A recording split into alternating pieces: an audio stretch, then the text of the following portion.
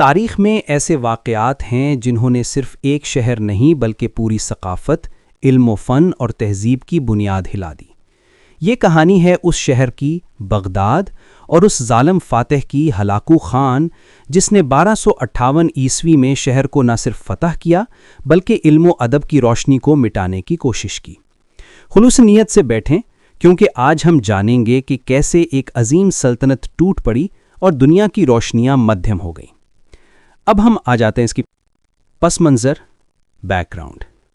Baghdad اس وقت اسلامی دنیا کا مرکز، علم و ادب، فلسفہ، سائنس کا گڑھ تھا۔ عباسی خلافت تقریباً 500 سال سے مسلمانوں کی رہنمائی کر رہی تھی۔ ہلاکو خان چنگیز خان کا پوتا، سلطنت مغول کا ایک اہم سردار، حکم ملا کہ بغداد کو مات دی جائے اگر خلافت نے تسلیم نہ کیا۔ حملہ شروع ہوتا ہے۔ سیج شروع۔ 29 جنوری 1258 میں مغول فوج نے بغداد کا محاصرہ شروع کیا۔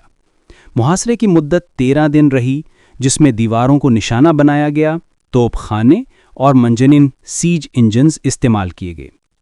خلیفہ المعتصم نے مغولوں سے مذاکرات کی کوشش کی، لیکن مغولوں نے سخت مطالبات کیے اور خلیفہ نے تاخیر کی، جس نے صورتحال کو مزید خراب کیا۔ اس کے بعد آ جاتے ہیں شکست اور تباہی۔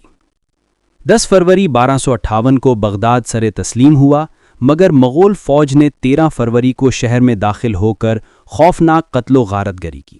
مکانات، بازار، مساجد اور سب سے زیادہ المناک علم کا گھر، کتابیں، لائبریریاں اور ہاؤس آف وزڈم بیت الحکمہ تباہ کر دی گئیں۔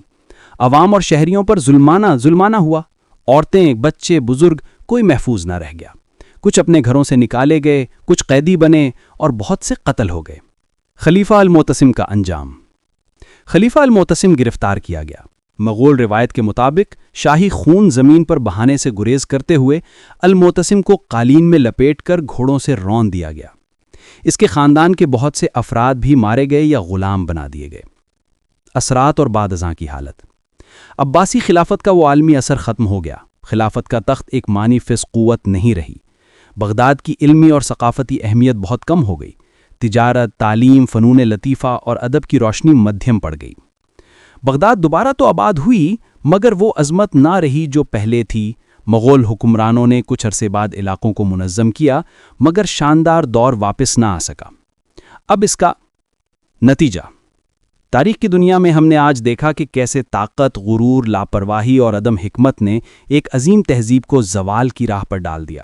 بغداد کی تباہی صرف مٹی اور پتھر کا نہیں، ان خوابوں، کتابوں، خیالات، دانشوروں کا زوال تھی جنہوں نے دنیا کو روشنی دی تھی۔ لیکن ہمیں یہ بھی یاد رکھنا چاہیے کہ علم کی روشنی کبھی پوری طرح مٹتی نہیں، پھر کہیں نہ کہیں پھر سے جلتی ہے۔